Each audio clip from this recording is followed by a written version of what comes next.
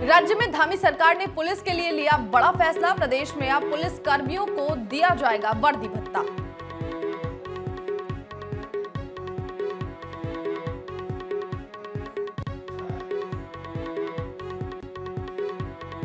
Nainital police की गाड़ी का हुआ एक्सीडेंट के दौरान एक कांस्टेबल की हुई मौत।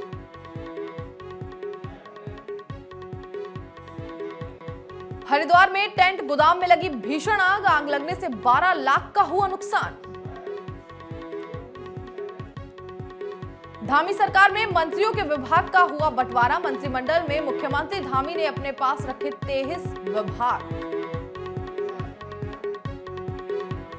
नमस्कार, मैं हूं आपके साथ नैना और आप देख रहे हैं न्यूज 31 उत्तराखंड। अब वक्त हो चुका है उत्तराखंड बुलेटिन का। अल्मोड़ा में बीते दिन डाक विभाग के कर्मचारियों ने सरकार की कर्मचारी विरोध नीतियों के खिलाफ प्रधान डाकघर में प्रदर्शन किया और जमकर नारेबाजी करते हुए कहा कि अगर सरकार जल्द ही कोई उचित निर्णय नहीं लेती तो इसका खामियाजा सरकार को ही भुगतना पड़ेगा। बता दें कि 14 सूत्रीय मांगों को लेकर डाक विभाग के कर्मचारी 2 दिवसीय हड़ताल पर हैं। वहीं कर्मचारियों के हड़ताल पर रहने से 2 प्रधान डाकघर, 49 उप डाकघर और 282 शाखाओं में काम बंद रहा, जिसके चलते सभी काम प्रभावित रहे।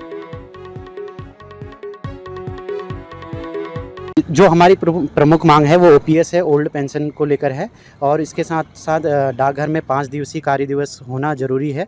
और हमारे जो डाक कर्मचारी हैं उनके जो जीडीएस कर्मचारी हैं उनके जो कमलेश चंद्रा की रिपोर्ट है उसको लागू करवाने के लिए हमारी जो हड़ताल की गई है वो आज की गई है। और इसके अलावा जो निजीकरण है और जो सरकार शोषण कर रही है उसके विरुद्ध हमारी।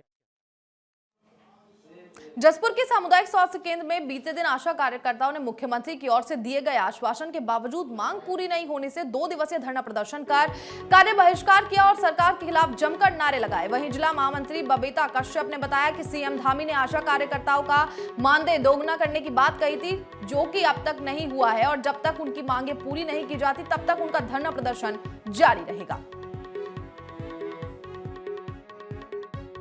ये हमारा 2 दिवसीय हड़ताल है हमारी, आज की और कल की 28-29 की।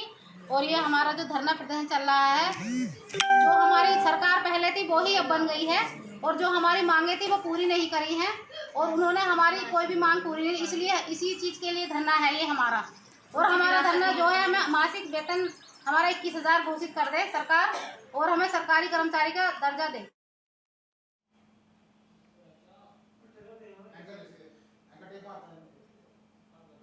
हरिद्वार में बीते दिन एक व्यक्ति की गाड़ी को लेकर धोखाधड़ी करने का मामला सामने आया, जिसको लेकर पिरान कलियर निवासी नसीम अहमद ने पुलिस को तहरीर देकर बताया कि उसने आरोपी को 6 महीने के लिए अपनी गाड़ी उधार में दी थी, जिसके लिए आरोपी शहजाद अहमद ने उसे चेक दिया। लेकिन जब वो बैंक में पैसे निकालने गया तो उसके खाते से कोई धनराशि नहीं निकली, जिसको लेकर उसने पुलिस से मामले में कार्रवाई करने की बात कही। फिलहाल मामले को लेकर पुलिस जांच में जुटी है। मेरी एक गाड़ी जो है मैंने दी थी किराए पर, अब वो उसको बेच के भाग गया और मैंने 1 महीना पहले तहरीर दी हुई है सर। और आज मैं एसपी साहब के यहाँ आया हूँ जी, यहाँ मैंने उनको बताया और आरटीओ की, और मैगमा वाले मुझे बोलते थे कि एनओसी नहीं मिलेगी और फरवरी को उन्होंने मैगमा वालों ने एनओसी दे दी और आरटीओ ऑफिस ने भी मेरे बगैर आए बगैर कुछ करे उनके नाम कर दी। क्या आपने बेची थी गाड़ी? नहीं, मैंने बेची नहीं सर, वैसे किराए पे दी थी मैंने। अच्छा जी, मेरे पास एग्रीमेंट है सर, 6 महीने के लिए मैंने लिखित में दी थी। तो क्या इस पूरे मामले को लेकर आरटीओ में भी किसी को कहा? जी, आरटीओ में भी बताया, वो कुछ नहीं कर रहे हैं सर। तो अभी पुलिस में एसपी क्राइम साहब से मिले? सर ने हमें बहुत दिलासा दी है, सर से हमें बहुत उम्मीद है, एसपी साहब से हमें बहुत उम्मीद है कि वो हमारी पूरी मदद करेंगे और कर रहे हैं। इसमें जो प्रकरण है वो इसमें एक अभियोग पंजीकृत है कलियर थाने पर फरवरी माह में वर्ष 2022 में। इसमें एक अमानत में खयानत से संबंधित ये प्रकरण है, जिसमें एक व्यक्ति ने अपना वाहन किसी को बेचा था, कॉन्ट्रैक्ट पर दिया था और उसके बाद उन्होंने ना वाहन वापस किया और ना उनके पैसे दिए। तो इस संबंध में अभियोग पंजीकृत है, इसकी इन्वेस्टिगेशन चल रही है और इसमें जो हम जल्द ही जो मुलजिम है उसके विरुद्ध कार्रवाई करेंगे। इसमें एक चीज़ है, जो भी अपने वाहन है ये सिंपल एक एग्रीमेंट या एफिडेविट के तौर पे दिए जाते हैं, तो मैं ये भी बताना चाहूँगा कि ये चीज़ जो है वैध नहीं है और जो भी अपने आप वाहनों में जो भी आरटीओ के जो भी नियम है उन्हीं के हिसाब वाहनों का उसी के हिसाब से वाहनों का ले मतलब किराया बेचना खरीदना सब आज जो एमवी एक्ट है उसके नियमों के अनुसार ही इस चीज़ को करें, क्योंकि ये जो एफिडेविट या फिर नोटरी या फिर एग्रीमेंट बना कर जो गाड़ियों का ये आदान प्रदान किया जाता है इसमें हमेशा धोखा होने की संभावना बनी रहती है। हरिद्वार के सिडकुल में बीते दिन पुलिस ने ठगी के मामले में कार्यवाही करते हुए पीड़ित की रकम वापस दिलाई। बता दें कि एक ठग ने बैंक कर्मी बनकर पीड़ित को कॉल कर उससे केवाईसी के नाम पर खाते से जुड़ी जानकारी ली और फिर लाखों की ठगी की, जिसको लेकर पीड़ित की शिकायत पर पुलिस ने कार्रवाई की और ठगी हुई रकम पीड़ित को वापस दिलाई। वहीं रकम वापस मिलने पर पीड़ित ने पुलिस का आभार जताया है। सर हमारे साथ ऑनलाइन उन्होंने कहा था कि आप केवाईसी करवाइए और उसमें पैन कार्ड नंबर वगैरह डालने के लिए। तो जैसे हमने केवाईसी करने के लिए पैन कार्ड नंबर डाला तो उस पर ओटीपी का मैसेज आया। मैसेज जैसे आया वैसे मैंने जैसे उसको ओटीपी डाला तो पैसे 3 बार डाला, तीनों बार कट गए और कटने का इकट्ठे बाद में मैसेज आया। जैसे आया फिर मैंने फ़ोन काट दिया और मैं तुरंत ऑनलाइन संपर्क किया और कस्टमर केयर में फ़ोन किया। उन्होंने फिर मेरा अकाउंट ब्लॉक किया और फिर मैं उसी के तहत जो भी मतलब कार्रवाई करनी थी वो मैंने किया। कितना अमाउंट था और कितना वापस आया? 3,24,998 था, जिसमें से 2 लाख रुपये आ गया। जो वापस आया वो किसने दिलाया है? वो हमारे साइबर सेल में और पुलिस विभाग से जितने भी मतलब वो हैं उन्होंने दिलवाया। और मैं आपके माध्यम से ये भी बताना चाहता हूँ लोगों को कि कभी भी इस तरह के कोई मैसेज आए उस पर ध्यान ना दें, क्योंकि बैंक कभी भी ये सब चीज़ों के लिए मतलब वो नहीं करती है। कुछ भी हो तो ब्रांच में ही जाके करना चाहिए। मैं ये सिडकुल निवासी श्री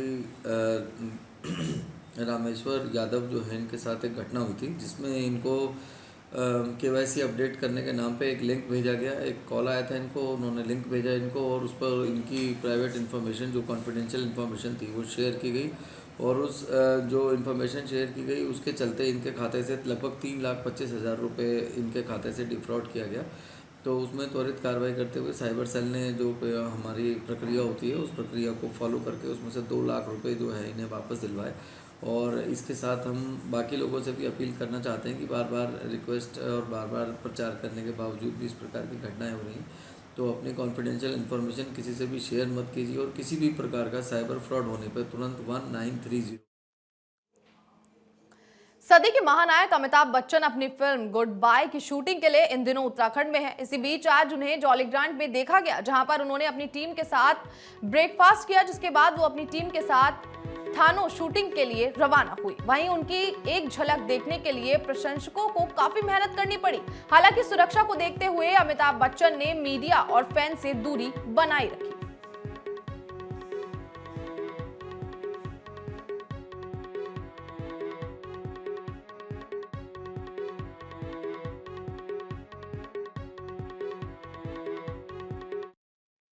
रामनगर में पिछले लंबे समय से हो रही बिजली की कटौती को लेकर छात्रों ने बिजली कार्यालय पहुंचकर ऊर्जा निगम के एमडी का पुतला जलाया और जमकर प्रदर्शन किया। इस दौरान छात्रों ने कहा कि बिजली में कटौती होने के चलते वर्तमान में चल रही हाई स्कूल और इंटरमीडिएट की बोर्ड परीक्षा में शामिल छात्र परेशान हैं। तो वहीं नगर के कई इलाकों में पानी की आपूर्ति भी चौपट हो गई है। वहीं छात्रों ने जल्द ही बिजली की कटौती को बंद न करने पर उग्र आंदोलन करने की चेतावनी दी है।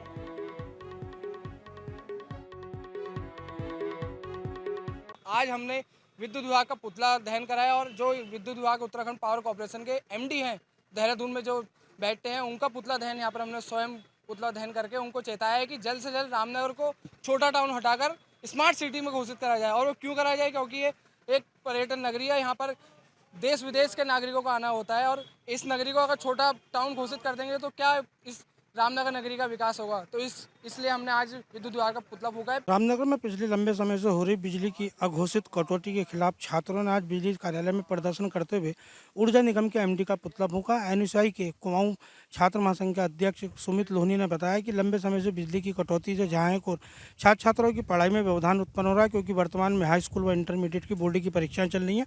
छात्र छात्राओं को बिजली कटौती से काफ़ी परेशानी हो रही है। तो वहीं नगर की पेयजल व्यवस्था भी इससे कहीं ना कहीं प्रभावित हो रही है और छोटे उद्योग जो हैं बिजली से पे जो आधारित हैं उन पर भी इसका असर पड़ रहा है। उन्होंने कहा कि यदि शीघ्र विद्युत विभाग ने रामनगर शहर में इस कटौती को बंद नहीं किया तो उग्र आंदोलन किया जाएगा। रामनगर से राजीव अग्रवाल के साथ कैमरामैन बंटी अरोड़ा, न्यूज़ 31 उत्तर। टिहरी में बीते दिन पुलिस ने चेकिंग अभियान चलाते हुए चेकिंग के दौरान केम्प्टी बाजार से मसूरी बैंड की ओर जा रही एक गाड़ी से 2 कट्टों में 100 पौवे अवैध अंग्रेजी शराब बरामद की। बता दें कि चेकिंग के दौरान गाड़ी में 2 लोग सवार थे। वहीं मामले में पुलिस ने आरोपियों के खिलाफ मुकदमा दर्ज कर कार्रवाई शुरू की।